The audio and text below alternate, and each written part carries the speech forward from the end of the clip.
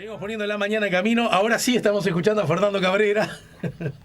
Y ahora sí estamos recibiendo a Fernando Pereira. Buen día, bienvenido Fernando. Un gusto, un honor que me hayas comparado con Cabrera, un músico sí? espectacular. Lo fui a ver hace poco a Sala Magnolio y realmente es maravilloso músico. Además el constructor de un paisaje sonoro que es como... Increíble, identitario. Andamos por ahí, ¿no? Sí, pinta los barrios. Cuando habla de Marindia, que yo me crié básicamente entre Marindia y el Fortín del 75, imagínate, soy del 66, vos del 75, me imagino bien la arena yéndome por la mano. ¿Vos del 66? ¿Qué dijiste? Yo soy del 66 y empecé a ir al Fortín en el 75. Ah, claro. Que en verdad es el último terreno de Marindia, o sea, en verdad iba a Marindia. Pero, o sea, le canta la canción y tiene canciones que es un himno a Montevideo, ¿no? Ya lo creo. La calle Yupe. No, y además una cosa que, bueno, en el la caso... casa de al lado, es una cosa fantástica. Mira, justamente el otro día hablamos con unos amigos del dirigible y todos recordábamos, bueno, yo soy muy amigo de la familia Dota, pero la banda sonora de Fernando Cabrera con la casa de al lado en particular, ¿no? Impresionante. Pero tu amor dame alguna vez. Bueno, Fernando. Mi mamá organizó musicalmente el homenaje a Citarrosa 80 años. En el Estadio Centenario, qué maravilla. Ese fue el día que por primera vez Juan, mi hijo, hoy día de 9 años, entró por primera vez al estadio. Y me pareció tan maravilloso conceptualmente. Sí, fue ¿verdad? increíble, increíble. Ir al estadio por primera vez, el niño, pero en el marco de un concierto. Increíble. Y Alfredo nada más ni nada menos. Bueno, ¿te pusiste la celeste? Sí, yo ando siempre. Estaba escribiendo antes de llegar para acá un homenaje a Suárez, porque yo soy hincha de Peñarol, y me hizo sufrir Suárez este año. Pero admito que su actitud ante el fútbol y ante la vida es conmovedora, ¿no? Entonces, de alguna manera ver el proceso de Suárez como un luchador, como un tipo que a los 35 años, con su vida resuelta económicamente, llora porque su selección no clasifica y al mismo tiempo estimula a los jugadores más jóvenes a continuar, son de las cosas que lo colectivo va por encima de lo individual. Él se puede cortar individualmente y decir yo tengo mis temas resueltos, pero lo que está viendo es cómo se resuelven los temas colectivos. Y la verdad que el nivel de entrega que ese futbolista, pero además ese ser humano de calidad desde mi punto de vista por lo que expresa, vale la pena reconocerlo, al igual que a la selección, porque como los cuadros juegan mejor o peor, pero lo que uno le pide a los jugadores uruguayos que entreguen, y nadie puede decir que eso no sucedió. Ajá. Habrá mejores planteos tácticos, peores, eso lo discutirán expertos mejores que yo en temas fútbol. Yo lo leo, pero lo leo básicamente por hobby. Pero me doy cuenta cuando detrás de una personalidad de este tipo, hay de esta sensibilidad, hay una figura que vale la pena rescatar, y en este mundial me parece a mí que fue Suárez, a pesar de tanto dolor generado a mi persona. Claro. Bien, sobre este asunto, imagínate, tengo tantas ganas de preguntarte, cortita y el pie. El mundial termina mal y probablemente peor de lo que el promedio de los orientales pensábamos y queríamos. ¿Estamos de acuerdo en eso? Sí, porque hay una cantidad de futbolistas que son crack y que van a seguir siendo crack. No hay un partido malo que te saque la condición de crack. Francescoli fue un crack, Rubén Paz fue un crack, yo vi jugar a Carrasco y a Morena. Sí, claro, lo vimos. Son crack. Y esa condición no te la saca perder un partido o cometer un error en la cancha. Entonces, tenías tantos crack que uno pensaba que se podía llegar más adelante, pero también los demás tienen crack, ¿no? Exacto. Yo he visto jugar selecciones que te digo, te despeinan, ¿no? Y desde ese lugar, en todo caso, lo que luce como una, yo no sé si llamarla excepción, pero relativa sorpresa, es que nos habíamos desacostumbrado a que, al mundial a veces íbamos, a veces no. Nos habíamos acostumbrado que íbamos, ¿verdad? Somos la misma edad y lo vivimos perfectamente, una sí, otra no. Y de las que a veces sí, muchas de esas nos volvíamos de inmediato y mal. ¿Estamos de acuerdo? A ese asunto nos habíamos desacostumbrado.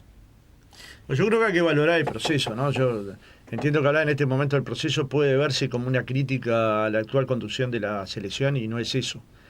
Pero un proceso que tiene juveniles, que se amalgaman con mayores, que van construyendo la lógica del equipo, es lo único que puede permitir pensar que una selección de un país de 3,5 millones puede haber salido cuarto en un mundial, quinto en otro mundial, 12º en otro mundial, en 3 mundiales consecutivos. Es decir, es la construcción de un proceso que te permite tener determinada línea de fútbol, determinada táctica, determinado conocimiento de los jugadores, determinada formación para el fútbol y para la vida, valores del compañerismo y la solidaridad entre trabajadores que luego además son jugadores de fútbol, pero que viven de su trabajo, de jugar al fútbol y de jugar muy bien.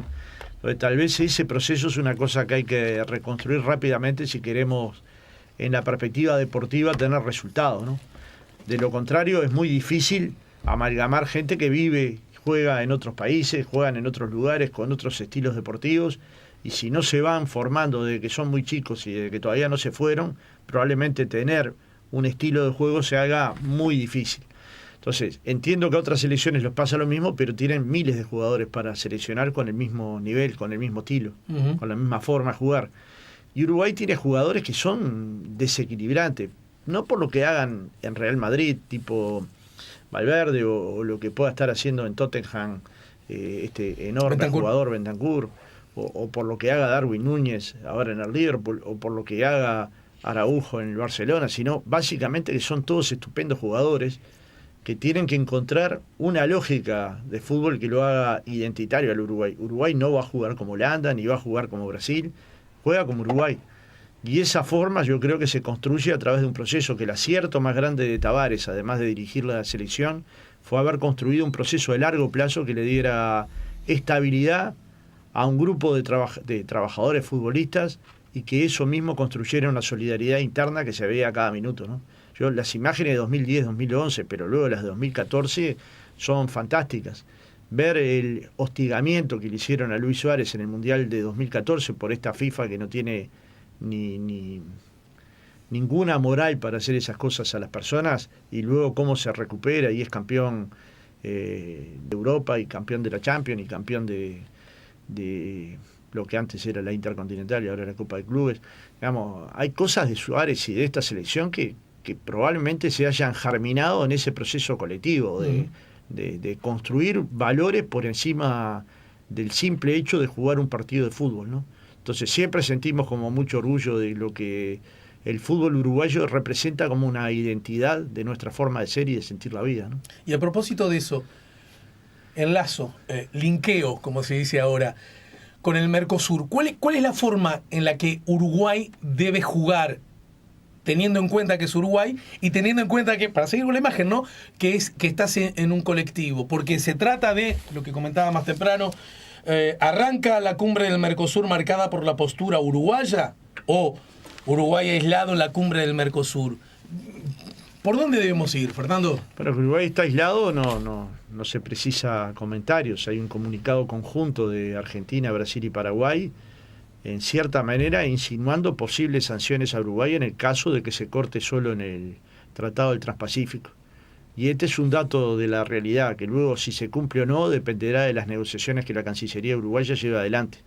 Pero claramente si Uruguay se corta solo con un TLC con China, que luego tiene poco andamiento, ninguno, con un TLC con Turquía, con la adhesión al Tratado del Transpacífico, en realidad está quebrando la política interna del Mercosur, y eso puede tener consecuencias muy negativas para el comercio uruguayo, para la industria uruguaya.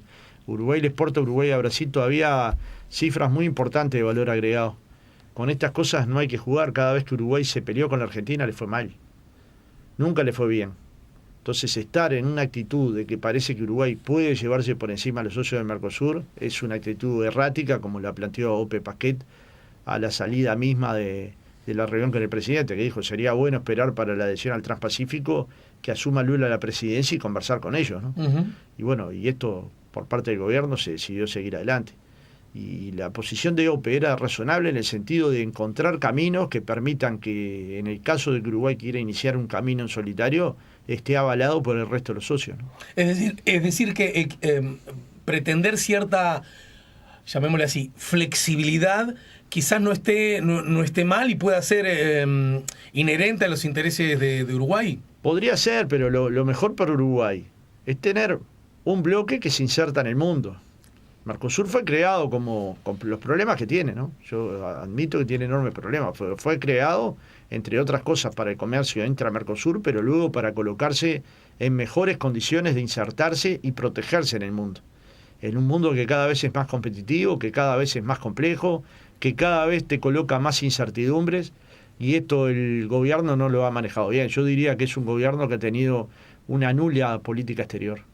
Si uno piensa, el TLC con China fue anunciado como la creación de miles de puestos de trabajo, y en ningún caso parece real que se termine la negociación antes de este gobierno o siquiera del próximo. Se había anunciado para antes del fin de año anterior, ¿no? Sí, ya ves, Polaco Goyeneche, cuánto demora construir un tango, ¿no?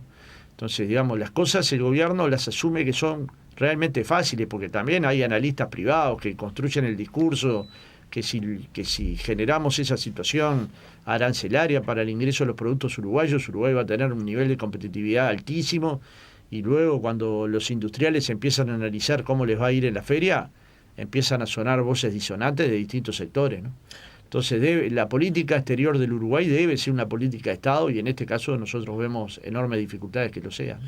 Entonces, a modo de resumen, podríamos decir, el Mercosur, tal como está funcionando, exhibe problemas y vamos un poquito más que incluso perjudican a nuestros intereses. ¿Podríamos llegar a eso? Sí, sin duda. Lo que no significa que tengamos que, para decirlo grosereando, aunque algunos gestos públicos no parecen ser tan groseros con esta frase, que debamos irnos de. O en todo caso, si queremos irnos, nos vamos, pero no dentro de. ¿Cuál sería la, que si nos la vamos, síntesis? Quedamos aislados del mundo. Yo entiendo que en el medio de darnos manija, alguien pueda pensar que la mejor posición que puede tomar Uruguay es irse a Mercosur. ¿Alguien sostiene en Uruguay? Yo pienso que no. Yo no conozco a alguien que lo sostenga. Pero vos que tenés charlas, incluso muchas off the record, con gente muy importante y muy importante del gobierno. Te he dicho, mira, yo lo que quiero en realidad. No, pero si lo tensan de esa manera, por la vía de los hechos va a suceder. Y si sucede, va a ser un golpe al gobierno, pero un golpe al país, ¿no? Mucho más grande al país que al gobierno. Entonces, hay que pensar muy bien la política exterior de un país, y desde nuestro punto de vista ha tenido muchos huecos, ¿no? Uh-huh. Rapidito, porque naturalmente quiero hablar del caso Astesiano, que además es muy difícil de tratar desde esta perspectiva, Fernando, y es que de verdad me cuesta ponerme en un momento, porque tengo la impresión que a cada media hora hay una nueva andanada de información que hace que lo dicho hace media hora quede viejo, ¿no? Tomando en cuenta ese riesgo, ¿en dónde estamos parados con relación a la decisión del Frente Amplio a propósito de quién debe presidir el Congreso de Intendentes? Sí, nos reunimos el viernes con Carolina, con Yamandú y con Lima en mi casa. Tuvimos un largo rato conversando, 40 minutos, ¿no? Y resolvimos el tema y lo vamos a comunicar en el Congreso de Intendentes, no antes. Pero quedó, ¿eso va a ser entonces? Eso el 15 de diciembre. Quedó totalmente resuelto. No es un problema para el Frente Amplio, como bien habían dicho Orsi y Carolina. El Frente Amplio resuelve sus diferencias hablando. Nadie tiene allí dificultades de que el otro asuma. Veremos cómo... Pero entonces va a asumir alguien va a subir. Bueno, veremos. Digamos, nosotros estamos... Ahora, no solo no me está diciendo quién, sino que a lo mejor nadie asume. Mirá, la vida es como es, ¿no? Y nosotros no vamos a adelantar posición porque entendemos que es un organismo, el Congreso de Intendentes, que merece respeto y que el Frente ha apoyado desde todo punto de vista. De hecho, no es el mismo Congreso de Intendentes el que había, que el que asumió el Frente Amplio y lo fortaleció. Cualquier intendente blanco o colorado que hable desde... ¿El de hoy día luce más débil, digámoslo así? Y yo pienso que sí. Pero luego el Frente Amplio va a llevar una propuesta concreta y la votarán o no los demás miembros del Congreso de Intendentes. Y si no la votan, correrán con esa decisión. No puede ser un problema para el Frente Amplio esto, y no lo es. ¿El Congreso va a ser el 15, dijiste? El 15 de diciembre. O sea, en una semana. Una semana. Vos decís que de acá a una semana no se filtra, hablando de filtraciones. Digamos poco. Las filtraciones a mí no me preocupan. Después la realidad a veces escapa de las cosas que se filtran, ¿no? Pero confío mucho en los compañeros en los que estaban en la pero reunión. vos acá no me vas a decir que... No, yo no. Lo que sí hay, que lo adelantó ayer también Lima, es que hubo un acuerdo. Totalmente. Hubo un acuerdo, se llegó al acuerdo en pocos minutos. También se llegó al acuerdo de ir los 5 integrantes que estábamos ahí, el presidente y la vicepresidenta del Frente Amplio, Verónica Piñeiro, los 3 intendentes a la meseta de Artigas, a recolocar la placa en homenaje al general Sereni, que fue vandalizada en la meseta de Artigas. Es decir, en un ratito trabajamos sobre varios temas. Este fue uno, la meseta de Artigas y el homenaje a Sereni otro, el acto del 15 de diciembre del Frente Amplio otro. Es decir, una cantidad de aspectos para pensar el futuro, con hombres y mujeres que son determinantes para el Frente Amplio, ¿no? Ahora que hablas de la placa vandalizada en la meseta de Artigas, recuerdo que también hace días se volvió a vandalizar la placa el contraalmirante Lebel, ¿no? Sí, estuvimos ahí colocándola con los frentamplistas del barrio, con un grueso frentamplistas del barrio, a un hombre que fue muy valiente, que colocó: yo soy el capitán de navío Oscar Lebel, abajo la dictadura, ¿no? Pero esa placa no debería ser colocada por gente, por todo el sistema político, ¿no? Bueno, por el Frente Amplio. Yo que se debería, pero tantas cosas deberían y luego no suceden. Pero pará.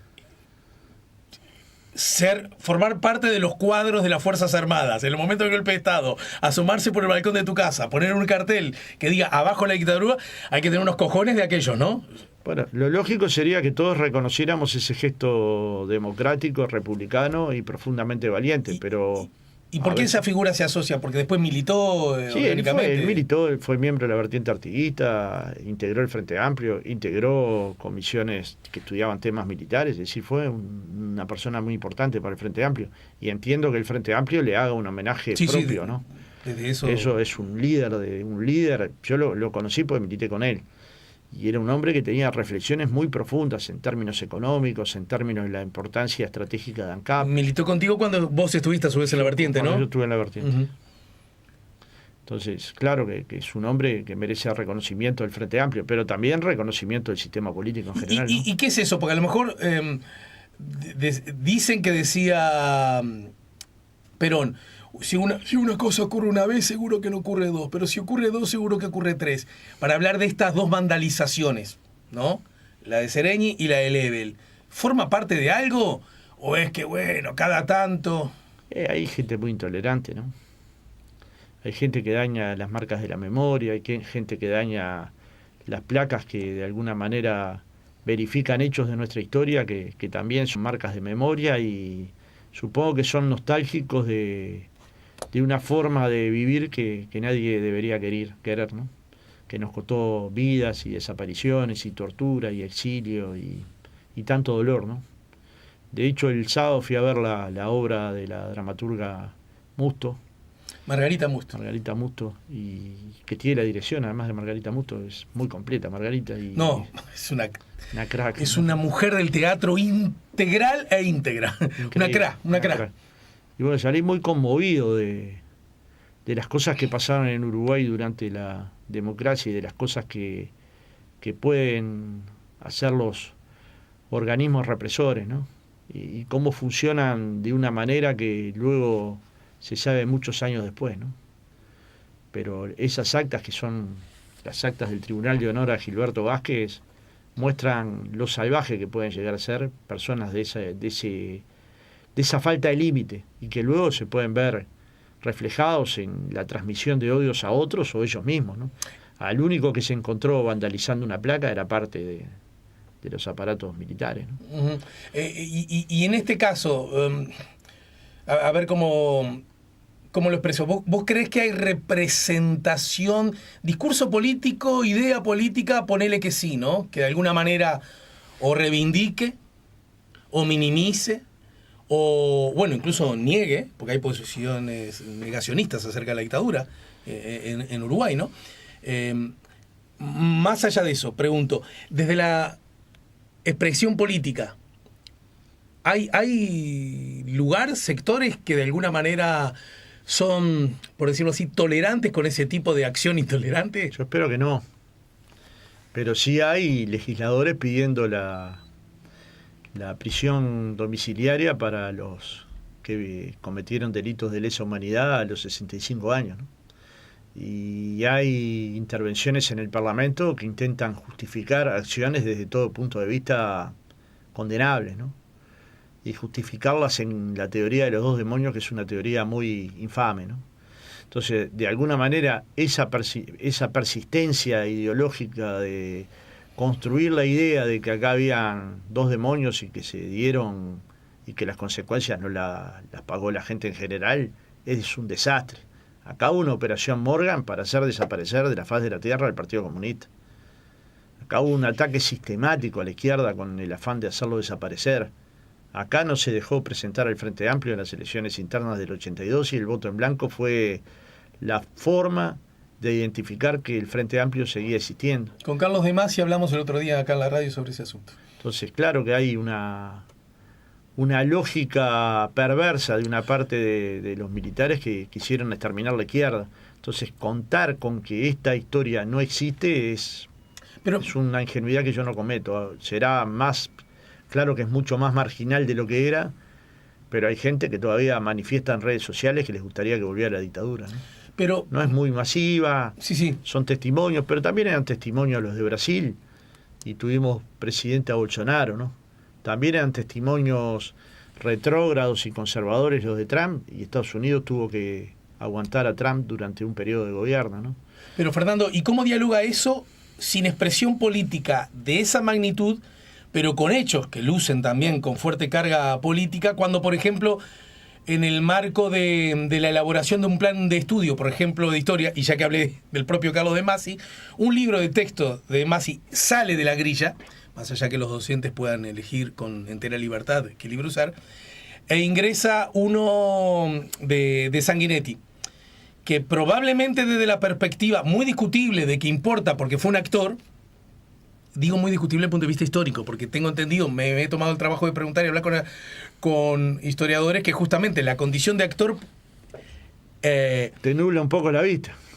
Es decir, puede ser muy útil como insumo informativo y del público, pero no necesariamente desde la construcción de un plan de estudio. Pero en todo caso, si es de un actor, tenés que poner de varios actores, ¿no? Es decir, pero que salgan de demás, y me parece que en todo caso, obra como que además sustenta esa que la teoría de los dos demonios no existió, y que fue en el marco de un plan internacional de varias naciones, bajo la lógica del terrorismo de Estado, auspiciada por los Estados Unidos, etcétera, etcétera, ¿no? Que parece darse de bruces con, bueno, ¿qué querés? Se nos fue de las manos la cosa, porque también mirá que la sedición, el estado de guerra que armó, uno en ese momento no puede frenar la cincha del caballo.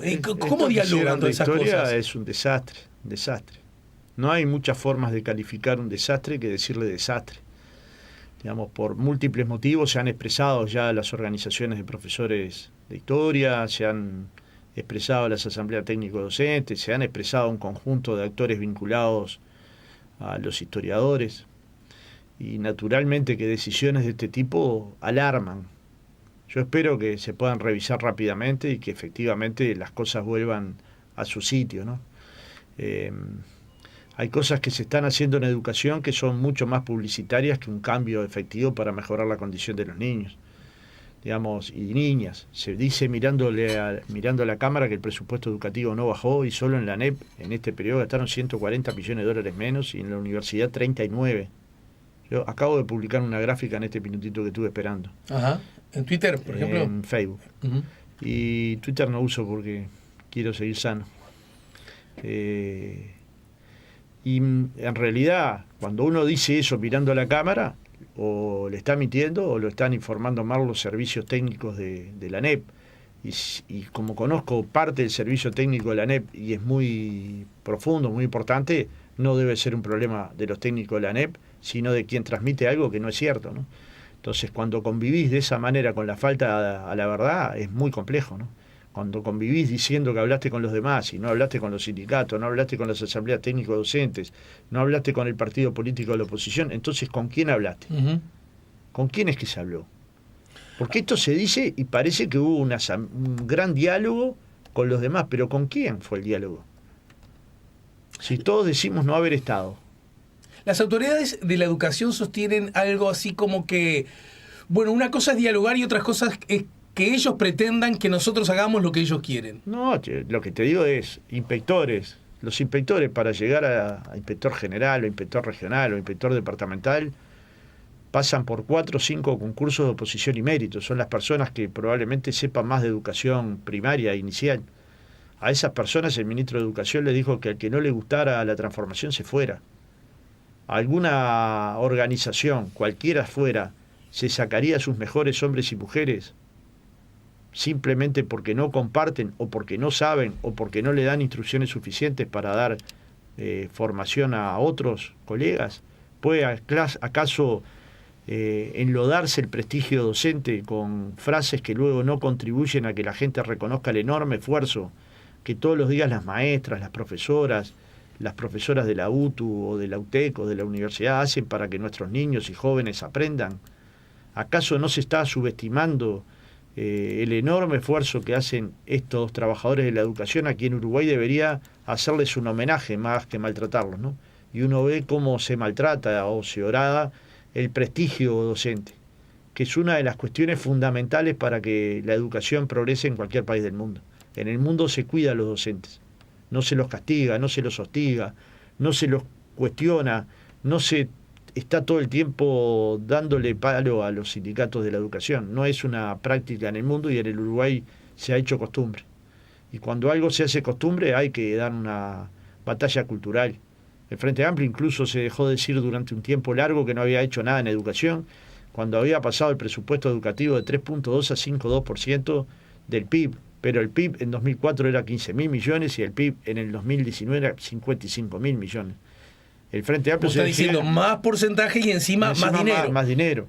El Frente Amplio se dejó decir que no se había progresado y habíamos construido 150 escuelas nuevas de tiempo completo. Habíamos universalizado 4 y 5 años. Invertimos 1.500 millones de dólares en escuelas nuevas, liceos nuevos, universidades nuevas. Cualquiera las puede ver. La Universidad de Fray Bentos, la UTEC de Fray Bentos, la UTEC de Rivera, las universidades en Salto, en Paysandú, el fortalecimiento para que miles de uruguayos hoy sean primera generación de egresados universitarios de hijos de trabajadores. Y eso es un orgullo.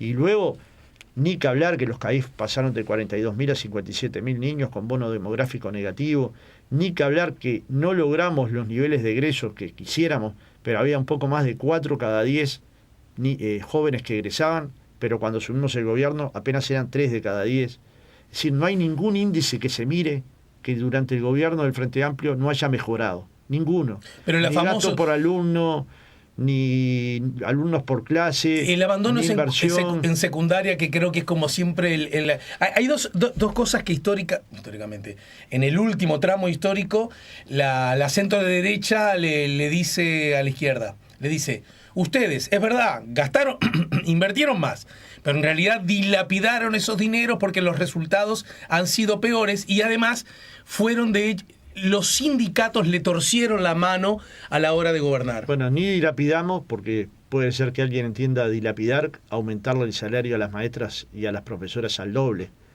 Pero si ganaran lo que pagaban blancos y colorados durante su gobierno, hoy ganarían 18.000 pesos. ¿Es eso lo que tiene que ganar una maestra? Pero eso era lo que ganaban en 2004. Es dilapidar construir las mejores escuelas de tiempo completo en todo el país, sobre todo en los contextos más desfavorables. Es dilapidar construir la SUTEC en el interior del país y que hoy egresen. Es dilapidar haber construido los jardines para que haya cupos para niños de 4 y 5 años con obligatoriedad y generar posibilidades para que ingresen los de 3 años. Yo creo que ese es un relato que el Frente Amplio tiene la responsabilidad de haberlo dejado pasar de largo. Y el vínculo debatido con los sindicatos, que en definitiva... Yo estaba en los sindicatos, o sea, es un humo. ¿No le torcieron la mano? ¿Cuál fue? ¿Dónde es? ¿Dónde fue? ¿En qué? ¿Qué cosas no se pudieron hacer? En verdad yo creo que han hecho una práctica de desprestigiar a los sindicatos de la educación, como tuvieron una práctica para desprestigiar a la universidad. Hay que leer los tuits de Graciela Bianchi. Cómo trataron de desprestigiar a la justicia y en particular a los fiscales.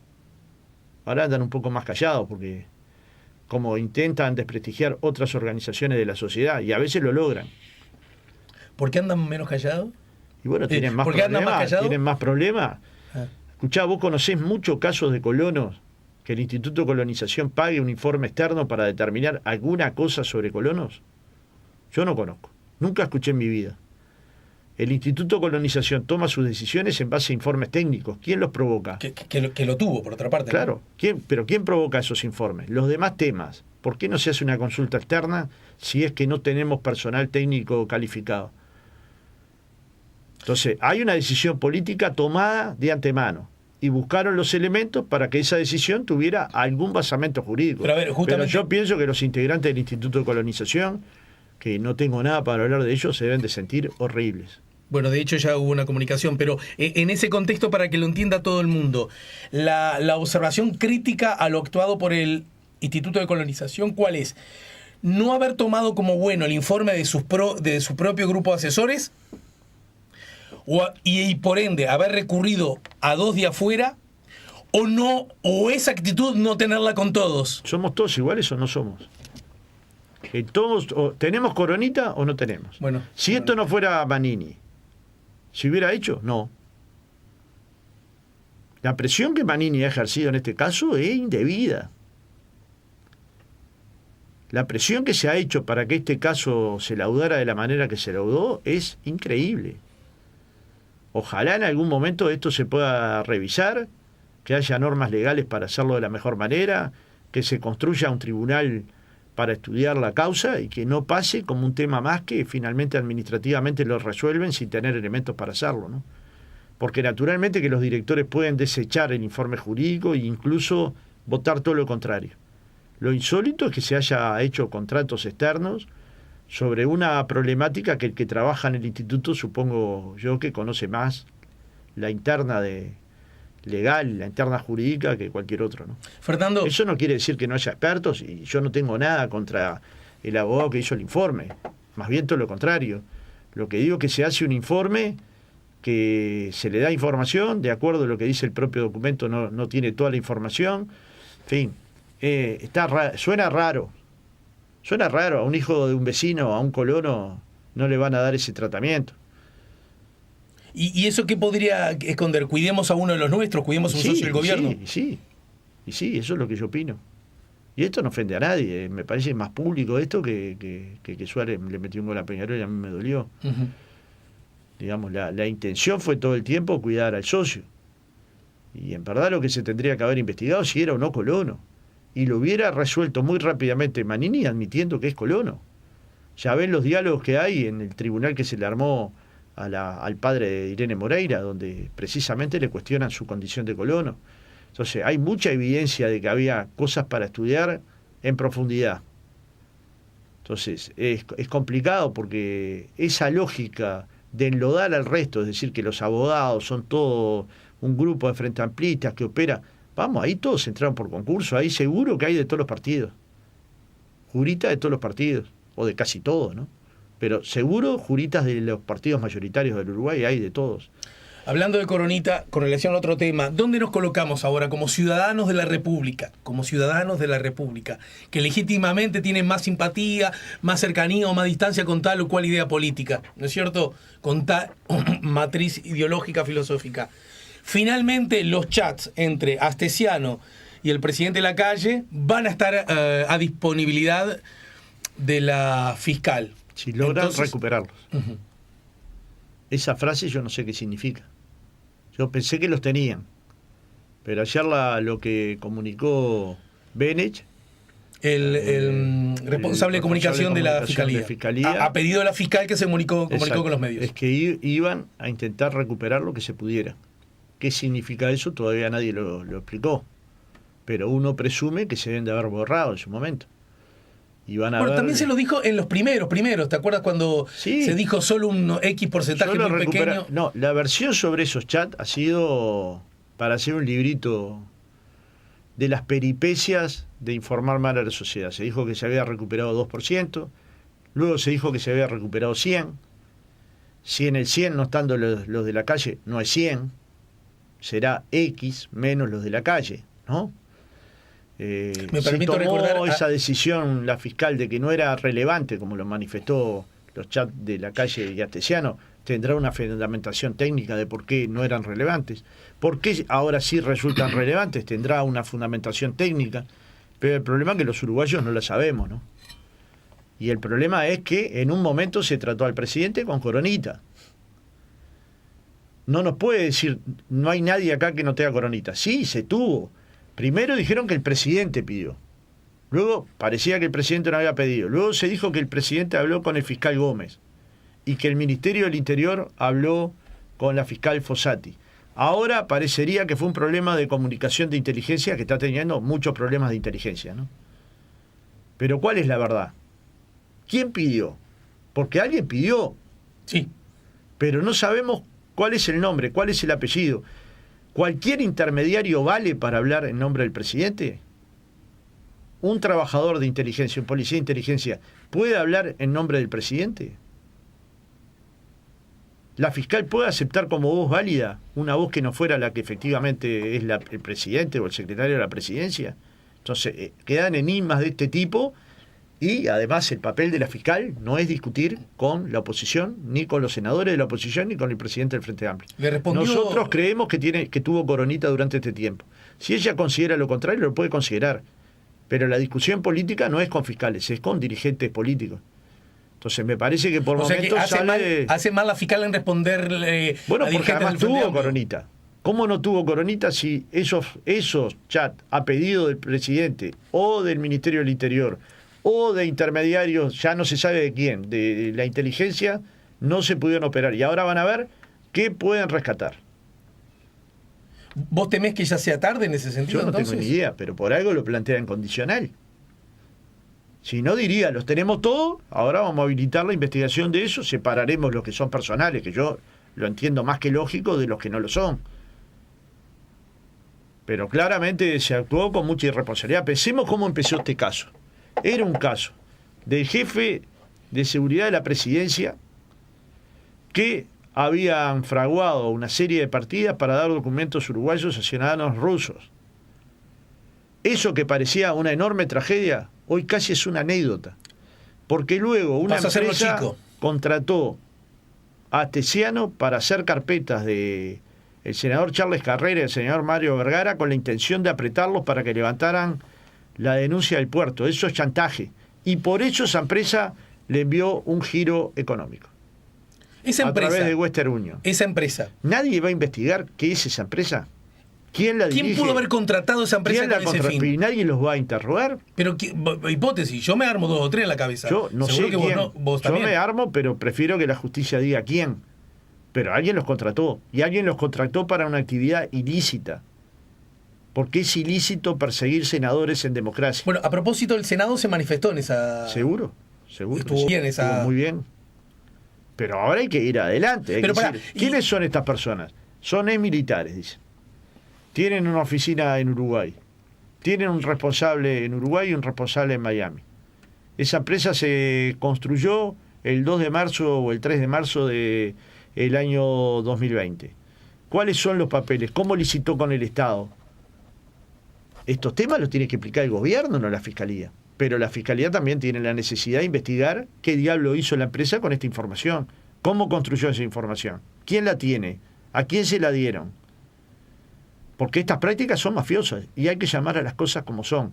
Si alguien arma una carpeta para extorsionarte y que levantes una causa judicial, está cometiendo mafia, extorsión.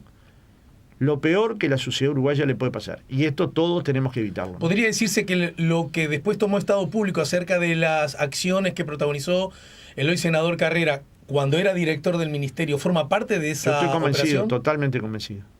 No tengo cómo demostrarlo, pero estoy convencido. Las fechas parecen coincidir, ¿no? Las fechas coinciden impresionantemente. Estoy convencido, como estuve convencido antes que se supiera estos chats, que era una maniobra política para golpear a la oposición. Y estuve de acuerdo con que Charles hiciera las denuncias, no se presentara a la investigadora, hiciera denuncias internacionales, porque está claro que si algo no puede permitir la izquierda, ni debe hacer la izquierda, es perseguir a las oposiciones. La oposición tiene que ser más libre que nadie en un país. Y cuando se la cuestiona de esta manera, por un caso que pasó hace 12 años, que surge de la nada, que lo investiga la parte interna de la policía, delitos no me viene la oficina sí. de delitos internos, no se le da posibilidad a Carrera de defenderse. Entonces, hay pila de cosas que suenan raras, que suenan turbias. Luego el 2 de la policía dice que el senador Alejandro Sánchez es un hijo de puta y que los frente amplistas, ¿no? Mientras respiren van a joder. Esto mientras respiren. Y nadie lo saca. Pero podría argumentarse que a lo mejor el chat no sabemos si es falso, porque de pronto... Pero que se investigue. En el gobierno del Frente Amplio no dura 30 segundos. Si fuera falso, alguien ya diría... La calle dijo que en su gobierno si alguien insultaba a alguien más, no duraba ni 30 segundos. Bueno, pero está durando días y días y días, y los mismos que tienen que ser investigados son los jefes de los que investigan. Fernando, perdón que te haga esta pregunta que a lo mejor suena demasiado naif, pero más allá de la legítima intensa disputa política, que es lo que esperamos de los políticos, vos al presidente lo conocés y seguramente charlás y charlarás muchas veces sin que, excepto ustedes dos, nadie más lo sepa. ¿No es cierto? Sí. Forma parte del asunto y a mí me parece bien. Más allá de quién pueda ganar la próxima elección, si hay un 2 de la policía que diga, refiriéndose a una colectividad política, porque estos, ¿no? O aunque sea una sola persona, no importa. Mientras respira va a seguir. Pero además, aunque ni llegue a esa que es, cualquiera entiende, una amenaza implícita, ¿no? Yo creo. Lo mejor que puede pasar es que no viva, que no respire significa que no viva, ¿no? No sé si hay otra forma de entenderlo. Pero aún así, sacando eso, que diga, el tal es mugriento, HDP y no me acuerdo lo otro. No hay como un gesto tuyo de decir, Luis, ¿por qué lo aguantás todavía? Bueno, todavía no, porque estamos esperando que de ninguna manera se devele con claridad la verdad más amplia, ¿no? Pero sí he planteado públicamente la necesidad de que haya los cambios que el gobierno tiene que hacer. Y algunos son de carácter de cargos que nombró el ministerio y otros son de carácter político. No puede ser que alguien diga nos comimos un garrón. De a rato es el jefe. De a rato deja de ser el jefe. De a rato es un traicionero. De a rato le creemos a lo que dice en el diario El País. Es de a rato, es una circunstancia que ha seguido este caso. Van cambiando de opinión cada 3 segundos y la culpa la tiene el Frente Amplio. Ahora, ¿puede tener el Frente Amplio la culpa de contratar a Astesiano? No. ¿Puede tener el Frente Amplio la culpa de que se hayan investigado a los senadores Carrera y Vergara con la intención de extorsionarlos? No. ¿Puede tener el Frente Amplio la culpa de que Astesiano acepte información de Mario Lallera, ex jefe de policía, solo porque hizo una nota apoyando el sí a la derogación de los 135 artículos de la LUC? ¿Y quién va a aclarar todos estos bochornos? Bueno, Porque ahí aparece una parte una es la alusión justicia. a Luis, ¿no? En el caso de Lallera en particular, a Luis le interesa. Sí, ¿no? aparece, una y alusión él lo explícita. debería aclarar. Él lo debería aclarar. Yo ya pedí que lo aclarara y me respondió que eso es manija. ¿Y dónde está la manija de esto? Me respondía a mí y básicamente a Orsi, pero después el país se encarga de decir que es a mí también. O sea, que a Orsi y a mí. Bueno, yo le digo, acá no hay manija. Acá hay una posición democrática republicana que le exige al presidente aclare estos dichos de Astesiano sobre la posibilidad de acceder a la Llera. Y que se sepa quién le quería dar la carpeta. Porque alguien le quería dar una carpeta de la Llera. ¿Quién era? ¿Con qué interés? No pueden quedar cabos sueltos. Y yo no soy investigador. Imaginemos un investigador todas las cosas que puede tener. Entonces, claro que la izquierda va a exigir la verdad. Y la izquierda va a llegar al gobierno. Pero de una sola manera. Ganando en octubre de 2024. A propósito. No tenemos ambiciones de destituir a nadie. Se equivoca García. Profundamente se equivoca. Porque en primer lugar nos que el Frente conoce, Amplio pero debería eso sería frenar lo a de los menos. frente amplistas que piden. ¿Y cuál es el Frente Amplista que pide eso? Bueno, me parece que hay una alusión implícita a Valenti. Pero con una Valenti se columna fue que del hizo. Frente Amplio. Fue público que se fue del Frente Amplio y todavía no volvió al Frente Amplio. Vamos a intentar que vuelva, pero todavía no volvió al Frente Amplio. Entonces, la opinión de Valenti en nuestro país, que garantiza libertad de expresión, ¿se puede o no se puede tener? Yo creo que se puede tener. ¿Yo la comparto hoy? No. Me he expresado casi en el sentido contrario. Y lo estoy haciendo ahora en nombre del Frente Amplio. Nosotros no estamos promoviendo destitución de ningún tipo. Los que sí promovieron destituciones son los miembros del Partido Nacional, que la Junta Departamental, por un hecho mínimo, que es que la intendenta Cose no fuera a la sesión, pero sí fuera a la intendencia, se le hizo un juicio político con la intención de destituirla. Y si no pueden destituirla, porque no le dan los votos.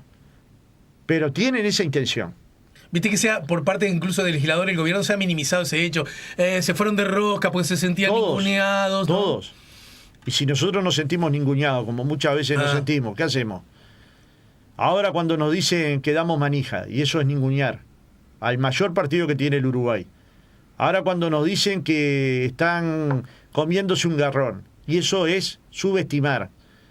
Ahora cuando una y otra vez me contestan 5, 6, 7 ministros, incluyendo directores de secretaría, directores de división. Yo no sé cuándo laburan, porque se dedican a contestarme todo el día. ¿Eso no es abusar del poder? Y sin embargo nosotros no nos quejamos. Son las reglas del juego democrático, el debate sano, el debate profundo y el debate fuerte. Ahora, trancar fuerte no es trancar desleal. Nosotros hemos sido leales con la institucionalidad. Fuimos al Parlamento a pedir que el Parlamento se expresara en contra del espionaje a Charles Carrera y a Mario Vergara. Fuimos a la institucionalidad en todos los casos, incluyendo como la institucionalidad, obviamente, la justicia. ¿Y cuál es el acto que cometimos que está vulnerando esos derechos? ¿O será que tienen cola de paja? Porque yo vi la oposición en el periodo pasado. Y comparado al nivel de oposición que está haciendo el Frente Amplio, fueron durísimos. Ahora, yo te pido como periodista que investigás, que te fijes en las actas parlamentarias, que te fijes en los diarios, que en un buen buscador se fije en las cosas que le decían al presidente de la República, a Tabaré Vázquez. Y ahora lo extrañan. Yo también lo extraño. Y los uruguayos ni te cuento. Que Delgado lo extraña, lo entiendo.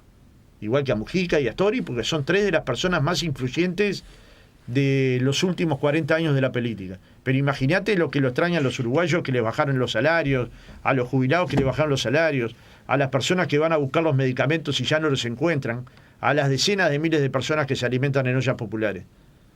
Claro que extrañan, porque este gobierno se agotó antes de tiempo.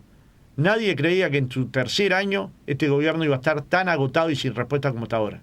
Sin respuesta, no tiene respuesta en lo económico, no tiene respuesta en lo social, no, salvo el insulto, la descalificación. Hay crecimiento económico y hay baja del gasto público que contribuye a que el déficit fiscal se reduzca, que fue uno de los anuncios hechos. Y el déficit social, porque de última nadie come de déficit fiscal, pero sí pasa penurias si hay déficit social. Y los 70.000 pobres más que hay que en el 2019, y el aumento de la pobreza infantil en la franja de 0 a 6 años, y el deterioro del gasto educativo, y el deterioro del gasto de salud, incluyendo la merma de 37% en gasto de medicamentos, como luego quedó confirmado en el informe que le tuvo que dar el Frente Amplio por exigencia de la justicia. Estos son los déficits. Es un gobierno sin respuesta, se agotó antes de tiempo. Priorizó únicamente bajar el déficit fiscal, en un país que necesitaba en plena pandemia políticas de incentivo a que no cayeran los uruguayos por debajo de la línea de la pobreza, cosa que sucedió. Entonces, claro que hay un gobierno que en lo económico fracasa. Los precios se le fueron a las nubes, la gente no llega a fin de mes, las almacenes empezaron a vender de cuarto kilo. El proceso inflacionario se dice constantemente que es un fenómeno global, que le pasa a todas las naciones y que Uruguay no puede estar al margen de eso. Yo entiendo que hay un gobierno de las excusas. No hay ninguna política para mejorar esa circunstancia. No hay ninguna política para trabajar el tema de frontera. No hay ninguna política para proteger el trabajo en Salto, Paysandú, Río Negro. No hay ninguna política que de alguna manera le dé más posibilidades a las personas que tienen peores problemas. Y no las hay. No hay ninguna política para fomentar más turismo, para declarar emergencia en el sector turismo que estuvo tan golpeado durante estos 3 años. Entonces faltan iniciativas. Hay muchos anuncios. ¿Cuántas veces anunciaron el asentamiento cero? ¿Cuántas veces anunciaron las 50.000 viviendas? ¿Cuántas veces anunciaron la sede central del Mides en Casaballe? ¿Cuántas veces anunciaron 135 liceos modelos? ¿Cuántas veces anunciaron que los salarios no iban a bajar? ¿Cuántas veces anunciaron estas cosas y luego no las cumplen? Conviven demasiado bien con no cumplir sus promesas, que de última faltarle a la verdad a la gente. Fernando, si yo sumo 1 más 2 más 3 más todos esos ítems y después pongo igual a, y resulta que leo en las encuestas que la calle sigue teniendo altísimo porcentaje de aceptación a su gestión. Bueno, la última que leí bajó 35% el apoyo, ¿no? En algún momento estuvo en 60%. En la última encuesta que leí, el Frente Amplio tenía 43% la intención de voto, y todos los partidos sumados, como el público percibe 38%. La gestión del presidente. Y luego las confianzas se pierden un día. Y nunca es el día que uno piensa que va a pasar. Yo no sé qué va a pasar con la confianza. Sé que la gente ve un fracaso en el gobierno. Lo percibo, hablé hasta ahora con 1.400 organizaciones sociales, de empresarios, de ruralistas. ¿Cómo te aseguras que no hablas con los tuyos? Que siempre los tuyos te dan pero porque no están. Hay organizaciones donde no hay o son testimoniales. Y nosotros no estamos hablando con organizaciones de Frente Amplista, estamos hablando con todos. Y muchos de ellos se encargan claramente de decirnos no somos Frente Amplistas, no lo fuimos, ni algunos dicen no seremos. Pero Fernando, yo advierto lo mismo que vos, que hay organizaciones que por su sesgo ideológico, histórico, no simpatizan con la izquierda, que le reprochan cosas al gobierno, pero en realidad le reprochan por derecha, de que este ha sido demasiado blando, que debió haber ido más allá. Le reprochan por todos lados, le reprochan porque con los combustibles no cumplió, le reprochan porque con el precio del dólar no cumplió, le reprochan por múltiples lados, por lo que le llaman la competitividad. Y esos reproches tienen que ver con una forma de actuar del gobierno que les dijo una cosa que luego no hizo. Ahora, los precios internacionales de los productos de alguna manera protegieron esa circunstancia de problemática. Pero esto nadie sabe cuánto dura. Este viento de cola, el Frente Amplio lo supo muy bien, no se sabe cuánto dura. No se sabe a cuánto nos van a comprar la carne los mercados. No se sabe cuál va a ser el precio de la soja. Y luego, las enormes preocupaciones que tiene el sector productivo es que cuando esto suceda, el Uruguay tenga mejores condiciones de competitividad, cosas que no pasan. Entonces, digamos, independientemente de la discusión de fondo, que son cuáles serían las medidas que tiene que asumir el gobierno, está claro que es un gobierno a la deriva. Es un gobierno que perdió aquella cuestión que parecía omnipotente, y la perdió porque cometieron errores graves. Y uno de ellos que perdieron la posibilidad de aclarar los tantos en el tema Marcet. ¿Cómo que le dimos un pasaporte a un narcotraficante preso en Dubái por entrar con un pasaporte paraguayo falso? Noté en el caso Marcet, bueno, muchos, pero en el caso Marcet, incluso en este Astesiano con relación a los pasaportes, que se busca un hilo que daría cuenta de que se inició todo esto en el gobierno anterior, en los gobiernos del Frente Amplio. Yo creo que es todo disparatado. No, pero como yo dije. Lo has advertido, eso. Sí, es disparatado. Llegaron a decir que el ex cónsul en Rusia era Frente Amplista, entró por concurso a Cancillería, todo el mundo sabe que su familia no es del Frente Amplio, y por lo que me dicen, él tampoco. Uh-huh. Toda la información que yo tengo es que no es, y es información que creo de buena calidad, pero es alguien que entró por concurso. Aún hubiera sido Frente Amplista, y la justicia tiene que tratarlo igual que a cualquier otro. Igual que a cualquier otro. ¿Me entiendo? En el caso Marcet se hizo un decreto que es el que se habla, que se lo puede dar por el mismo decreto o puede que no. Hubo advertencias de nuestros diplomáticos en la zona diciéndole que no era adecuado darle ese pasaporte. Hubo advertencias, hubo que ir a sacarle la foto a la prisión. Y si alguien está en prisión porque le dieron un pasaporte paraguayo falso, ¿acaso no se prenden las alarmas de los ministerios de Relaciones Exteriores y del Interior? Uh-huh. Y si eso no pasó, no pasa nada. Echaron a uno, ¿no? Sacaron a uno. Sí, ¿no? Sí, todos. Sí, echaron a uno, pero pienso que el tema es mucho más delicado que la acá, medida que se tomó. Si yo te preguntara así como un mano a mano así, y a muy grosso modo, es que, digamos, para ese tipo de cosas son medios, para decirlo en términos gauchos, ¿son medios troncos o son medios bandidos? Yo no sé, pero que lo aclaren. Yo no parto de la base de que nadie es bandido hasta que se demuestre, pero que aclaren qué pasó. Y pasan meses y meses y meses y no se aclara. Y Astesiano no pudo haber sido un bandido que se les coló, aún advirtiendo que no se debió haber colado porque todo, y aún siendo pero poco... Pero vos tenés 20 indagatorias. No. No, vos fuiste actor, vos fuiste conductor de televisión, sí. Vos fuiste panelista de un programa, vos tenés un programa de radio, vos conducís Carnaval, vos tenés tantas anotaciones. No, yo tengo denuncias de cédulas perdidas y... Sí, yo incluso comentaba, si alguien viene, porque soy medio tronco en casa, creo que vos sos de la otra escuela, la que hace todo en la casa, ¿no? Sos más bien más o menos, sí. Bueno, a mí si la canilla se rompe, yo no la sé arreglar, llamo a un sanitario. Y yo decía, bueno, la próxima te llamo vos, entonces. Pues, ¿cómo no? Con mucho gusto. Y charlateamos un poco más. Pero, entonces, siempre, o sea que justo ese asunto a mí no me se aplica porque yo siempre he dicho, y me entero de que el hombre no tuvo una anotación, no tuvo 5, no tuvo 15, no tuvo 20, tuvo decenas, y a lo mejor cometo una injusticia. Pero qué sé yo, llamo a otro. Me seguí para cambiar el cuerito de la canilla. Jefe de seguridad del presidente. También está la otra versión, necesitamos un bandido para estas cosas, porque esos son los que más manejan los temas de seguridad, siempre ven ¿entendés? Como esa cosa del bandidote que te lo va a resolver con otra cancha que un ángel caído del cielo. Yo he escuchado ese argumento, como lo he escuchado off, bueno, no tanto, pero off lo he escuchado. ¿Y qué querés que ponga? Uno bueno. Y ponen a uno malo, te dicen. Pero supongamos que le erraron el bizcochazo notorio, yo creo que sí, que hay un error notorio, pero no importa lo que creo yo, pero aún así nunca pensaron que iba a armar semejante y cosa, y que cuando cita a Luis, lo cita pero para pillarse, porque en realidad no lo cita, no conoce, no tiene tanto manejo, no es tan tío de los chiquilines, en fin, ¿no puede haber un poco de sobreactuación, a vos que te gusta el teatro, del amigo Astesiano? Que se investigue. Yo no lo puedo saber, pero que claro no está, claro no está.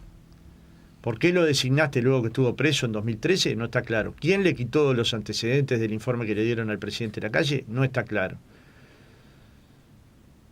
¿Cómo es que alguien aparece sin antecedentes? Pero fue publicado en Caras y Caretas, en La Diaria y en otros diarios que ahora no recuerdo en memoria, creo que El Observador, la cantidad de indagatorias que tenía por delitos muy importantes. Entonces, vos no podés poner a un bandido de jefe de seguridad del presidente. Entre otras cosas, pues tiene 160 custodias a su cargo, pero además tiene acceso a la información, como se ha dicho, tiene acceso a las cámaras de videovigilancia, acceso a la policía, como se ha demostrado en toda la línea. Entonces, es demasiado poder para darle un bandido.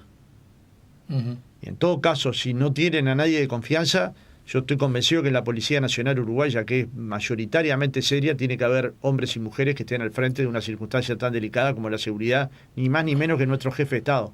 Es que regalaron a nuestro jefe de Estado, probablemente por decisión de nuestro propio jefe de Estado, pero también tiene que haber otros hombres y mujeres del gobierno que le digan, esto es demasiado importante como para colocar a alguien que tiene demasiadas vulnerabilidades. ¿La fiscal Fossati te deja tranquila a vos en su accionar? Bueno, en algunos casos ha tenido frases infelices, pero frases infelices tenemos todos.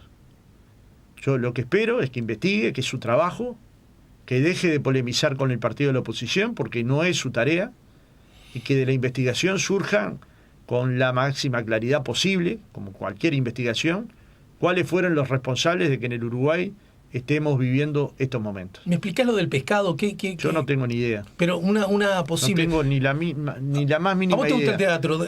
Juguemos, yo soy un ciudadano húngaro, llega acá y la escucha pescado. La gente no le gusta la idea de que no se muestre, pues si hay pescado, que se muestre. Si hay 500 kilos de pescado, te imaginarás que es una cantidad importante. Que se muestre o que se diga dónde se donó. Hay gente que dice que se donó, a quién se donó, qué pescado era, por qué aceptamos esa donación. En las últimas horas, el Ministerio de Ganadería, Agricultura y Pesca tuvo algo que ver con esto. Si vino en valija diplomática, como se dice, no podía venir. Pero yo no lo puedo saber. Te lo pregunto de otro modo. ¿Puede que el pescado no sea pescado? Espero que no. La verdad que espero que no. Como hoy dije en La Diaria, yo no tengo nada por la cual desconfiar del presidente. Pero sí tengo para pedir que no lo traten al presidente, ni a nadie, ni a mí, ni a nadie, con coronito. Es decir, eso sí, no es descuidar la vida privada del presidente, que es muy importante, ¿no? No se puede hacer cualquier cosa con la información del jefe de Estado. Pero si hay informaciones que pueden aportar al caso, que se tomen en cuenta. Entonces, entiendo que cuando digo esta frase, hay gente que es del Frente Amplio que se molesta conmigo. Pero es que no tengo nada que me lleve a pensar, hoy yo no tengo nada. Pero sí lo que tengo es que el presidente no se ha dedicado a aclarar el tema al máximo. Y más bien se ha tratado de esconder en que las posiciones como las que sostenemos nosotros son de dar manija. Nosotros en todo caso, en todos los casos donde hubo problemas institucionales, crisis 2002, esta crisis en particular, otras crisis, actuamos con responsabilidad profunda, meditando y reflexionando antes de actuar. No insultamos al presidente ni a nadie del gobierno. Pedimos sencillamente que se aclare. Describimos con lo que nos habíamos encontrado. ¿Y cuál sería el papel entonces de la oposición? ¿Callarnos la boca? ¿Hacer silencio cómplice? Eso no lo esperen del Frente Amplio. En todo caso, si este caso hubiera ocurrido en la vecina orilla, imaginemos las horas que se estarían viviendo, ¿no? En todo caso, para terminar... De cualquiera de las dos orillas, ¿no? ¿Argentina? Argentina o Brasil. Ah, bien. Hay río, ¿no? Pero son los ríos está bien. Orilla, en todo caso, la orilla fronteriza. En todo caso, Fernando, fue la semana anterior que el plenario del Frente Amplio acordó, a propósito de la reforma social jubilatoria, no sé exactamente cuál es el término más adecuado, no apoyarla y votarla en contra, ¿no es cierto? Es así. ha habido múltiples reclamos de los actuales gobernantes y de quienes forman parte del Parlamento en ese sentido, diciendo que el Frente Amplio en ese sentido, o bien se contradice porque aún en el gobierno admitió que era necesaria la reforma, y citan una y otra vez al exministro Astori, o bien es irresponsable porque un cambio inevitable le saca la pata al lazo cuando es inexorable que hay que protagonizar ciertos cambios. En breve resumen, ¿dónde estaría parada y sustentada la posición del Frente Amplio para oponerse a esta reforma? Bueno, en reforma hay que hacer, el problema es cuál, ¿no? Esta reforma encuentra como única... Este sistema merece ser reformado. Sí, claro. El problema es que la única forma de financiamiento que encontró el gobierno para bajar el déficit es que los trabajadores tengan más tiempo de trabajo y ganen menos cuando egresan de su actividad laboral. Y aunque esto ha sido negado, el senador Andrade planteó en la comisión que sí es verdad que los trabajadores no van a perder ingresos jubilatorios, que a esos trabajadores le den la posibilidad de optar por el sistema más beneficioso. Y ahí le dicen que es irresponsable porque esa posición no tendría equilibrio. Bueno, es porque van a ganar menos. Porque no hay forma de sostener que el déficit va a bajar 2 puntos si las jubilaciones no bajan. Para que lo entienda la gente. De hecho, en alguna medida podríamos decir que va a ganar menos porque ya tiene que trabajar más años, ¿no? Totalmente, pero además va a cobrar menos. Pero vos lo que estás diciendo no es eso, o el Frente Amplio que está diciendo, y muchos otros, por supuesto, es que aún laburando menos, cuando llegue la hora de jubilarse, van a ganar menos. Bueno, el economista Hugo Bay, que es miembro del Instituto Cuesta Duarte y asesor del equipo de representación, y fue uno de los expertos que trabajó en el tema de seguridad social, junto a expertos del ONAPU, hicieron simulaciones de lo que podía perder un trabajador con determinado tipo de ingreso y determinada cantidad de años de trabajo. Y la pérdida es sustancial. Y yo, como los conozco desde jóvenes, sé lo profesionales que son, sé que actúan con mucha responsabilidad, es que confío en que lo que ellos están diciendo está verdad, y el Frente Amplio lo está analizando con la misma rigurosidad con sus 25 técnicos, y en poco tiempo va a darle a la población un estudio comparado propio. Pero yo desde ya confío en el informe de Hugo Bay, con lo cual, obviamente, si se va a bajar un par de puntos el gasto en seguridad social, ese par de puntos alguien lo va a pagar. Y como el único que va a financiar la reforma son los futuros jubilados, está claro que lo va a pagar los trabajadores uruguayos. Y los trabajadores uruguayos no están de acuerdo porque el presidente de la calle les prometió en plena campaña que no les iba a cambiar las reglas del juego a los que ya estaban trabajando. Y se las cambió a los que hoy tienen 50 años. O sea que cuando asumió el gobierno tenían 47 años. Una persona de 47 años puede llegar a tener hasta 25 años de trabajo, 30. Se disculpó por eso la calle, ¿no? Sí, Dijo, pero sí, el problema es que la gente llega... Pero son los mismos que hacen los informes hace 20 años. La unidad actuarial. No se llama así, pero son quienes hacen los cálculos actuariales, ¿no? Y esos cálculos actuariales son los mismos los que tenía el Partido Nacional que los que tenía el Frente Amplio. Entonces, digamos, pensar que es un error, a mí me cuesta creerlo. Más bien, pienso que dijo algo que luego no puedo cumplir, como no pudo cumplir las 50.000 viviendas, como no pudo cumplir ir a asentamiento cero, como no pudo cumplir hacer saneamiento en 1.000 localidades del interior, y esa propuesta la bajó entre el 30 y el 20%. ¿Me dejas ser un senador? Déjame hacer la calle, soy un poquito más bajo, pero juego en el mismo cuadro. ¿Sabes lo que pasa, Fernando? No teníamos previsto la pandemia, no teníamos previsto la guerra, y eso le da vuelta al plan a cualquiera. No estaban preparados para gobernar. Porque es verdad que la pandemia dio vuelta a muchas cosas, pero el país al otro año de la pandemia creció a tasa de 3,5% y 5,8%. Y esto no es obstáculo para que el crecimiento luego se distribuya. Y lo que pasa es que el país crece, las fortunas de algunos pocos crecen, hasta el límite de 3.000 millones de dólares de depósitos en el exterior y en el Uruguay, y la gente vive con mayores peripecias económicas, ¿no?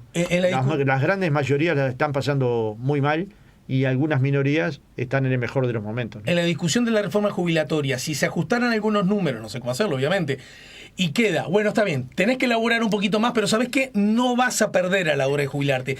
El problema es si vos tenés trabajo. Alejandro, si vos tenés trabajo a los 63, probablemente sigas conduciendo la mañana en camino. Uh-huh. Si a los 62 perdés el trabajo, decime cuántas posibilidades tenés de conseguir otro. Algunas tendrás y otros no. Y dependiendo del oficio. Si sos albañil, si sos trabajador frigorífico, No. Si sos trabajador rural, Empleada doméstica como si sos fue mi empleada madre. doméstica, Eso yo lo entiendo que es terrible, porque tu circunstancia física ya no es la No. misma. además todos sabemos, conocemos gente que acuerdan, y no siempre bajo la lógica del poder, acuerdan bastante horizontalmente, bueno, mirá, es hora de que te jubiles, porque ya la persona está fatigada, cansada, es bravo laburar de empleado Muy doméstica bravo, muchos muy años. bravo, es muy bravo. Entonces, ya no va a ser tan fácil decir, laburá 5 años más. Y no porque no los quieren. Sonará mal. No digo todos, esto No, es no, una no, no. generalidad, pero también en las empresas pasa lo mismo. Hay un momento donde las empresas quieren que el trabajador se vaya. Y lo quieren porque la productividad que puede generar, a pesar de su conocimiento, pasa a ser menor. Empieza a Valle ser menor. Alfaro dijo que, un poco en la dirección de lo que vos señalás, el peso recae solo en un sector que son los trabajadores, los aportantes, ¿verdad? Solo. Que en todo caso se podría decir que ha sido históricamente parte del sesgo ideológico, de una forma de ver el mundo, ¿no? Sí. Así que desde ese lugar, a mí por lo menos, no debería ni alarmarnos ni sorprendernos, porque forma parte de una mirada del mundo, ¿no es cierto? Pero que a veces la gente no lo tiene tan clara.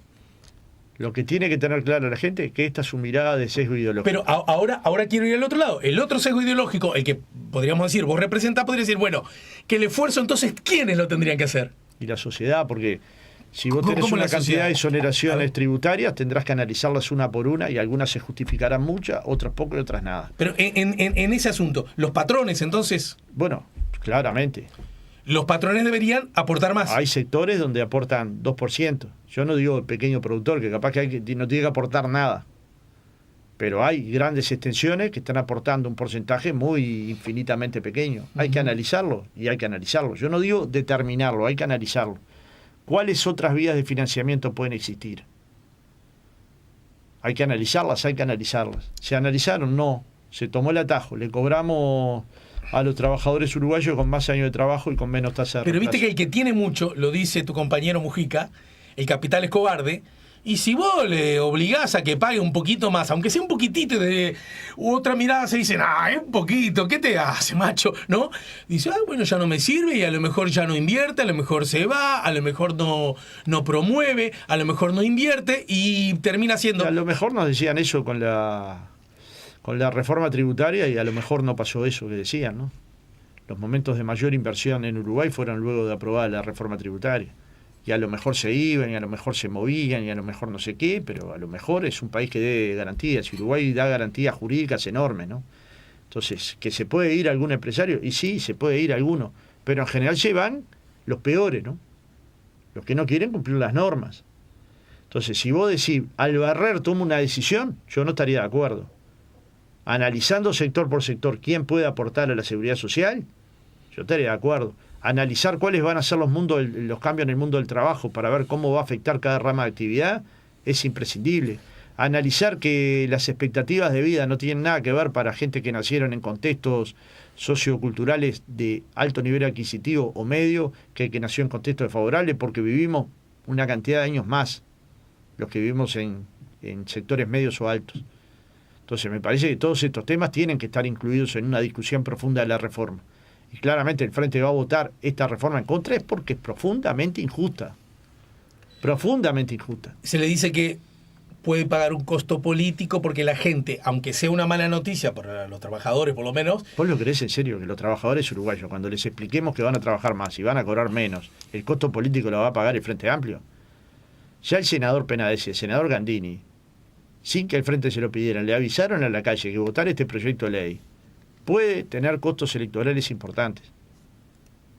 No es una ocurrencia de Fernando Pereira. Lo plantearon los senadores Gandini y Penades. Bueno, se puede buscar ahora en Google. ¿Y por qué lo plantearon? Porque ellos sí están en el terreno de juego y saben lo que a la gente le duele. La gente estaría dispuesta, supongo, a ver alguna de estas variables como parte de otras variables. Pero como única variable que el que esté trabajando pierda. ¿Qué puede importar si sos trabajador frente amplista, colorado, blanco, independiente o cabildante? En ese caso te van a perjudicar como trabajador. Y el trabajador se defiende. Y muchas veces se defiende con su sindicato y otras veces se defiende con su voto. Los trabajadores saben defenderse. Organizadamente y a veces de otras maneras. Entonces, claro que tiene un costo. Por eso están tan apurados en votar.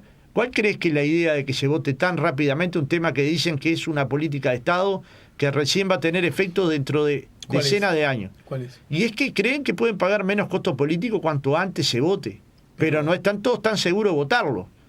Entonces, claro que necesitan cerrar rápidamente Pero acuerdos. ya la mitad del gobierno pasó, ¿no? Quiero decir, del plazo. Sí. Porque Ya no luce como las a mí primeras medidas esas. A mí no me dieron un mes para discutir el diagnóstico y luego se tomaron un año porque estuvo el referéndum. Se frenó durante el referéndum. Claro.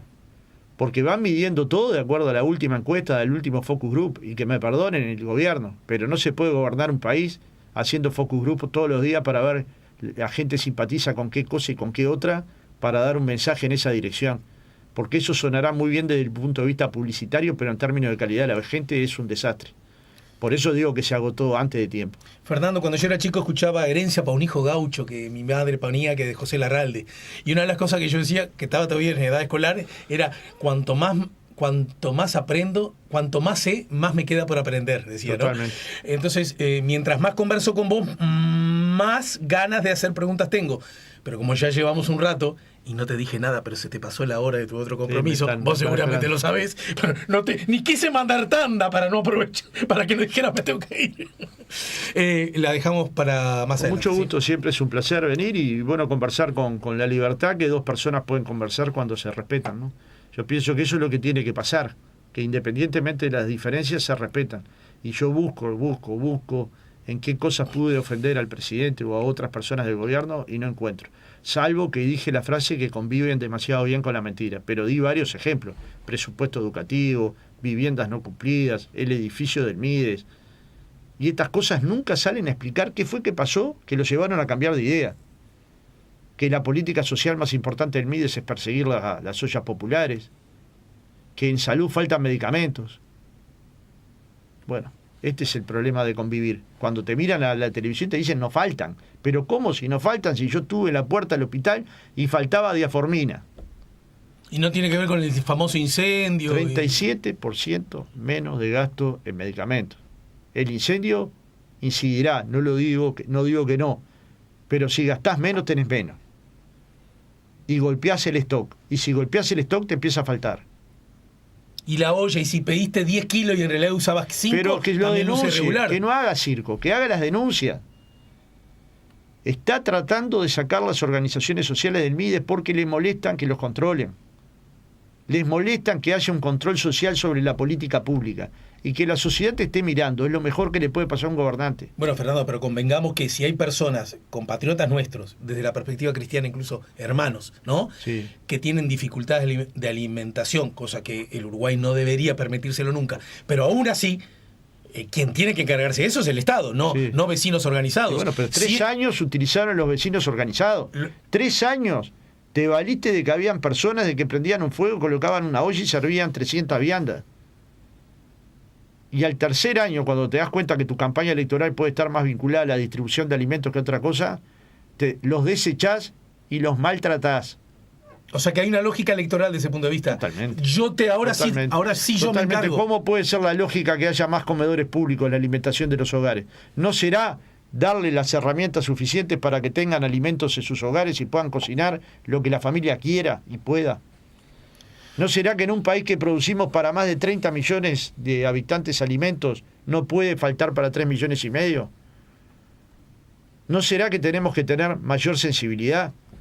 Cuando vos decís esto te dicen, Cuando pero me mira dice que ustedes también tenían pero problemas. el Frente agarró con 40% de pobreza y la dejó en 8%. El Frente agarró el país con 66% de pobreza infantil y la dejó en 17%.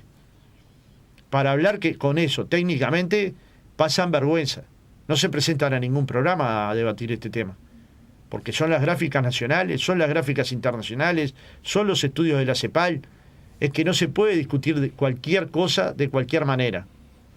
Por eso cuando me mandan a estudiar, yo que estudio este tema de la pobreza hace 30 años, fui a estudiar un poco más. Y el informe del Mides que me mandaron es de muy mala calidad. Como ya le respondimos a Lema, tuvo menos difusión que la respuesta que me dio Lema a mí. Me mandó a estudiar él, una directora del Mides, luego otros miembros del Poder Ejecutivo. La verdad que hay mucha gente dedicada a mí, demasiada gente dedicada a una sola persona, ¿no? Entonces hay que reflexionar. Y una discusión democrática implica escuchar a la oposición y escucharla respetuosamente. Bien. ¿La seguimos más temprano que tarde? Cuando usted quiera.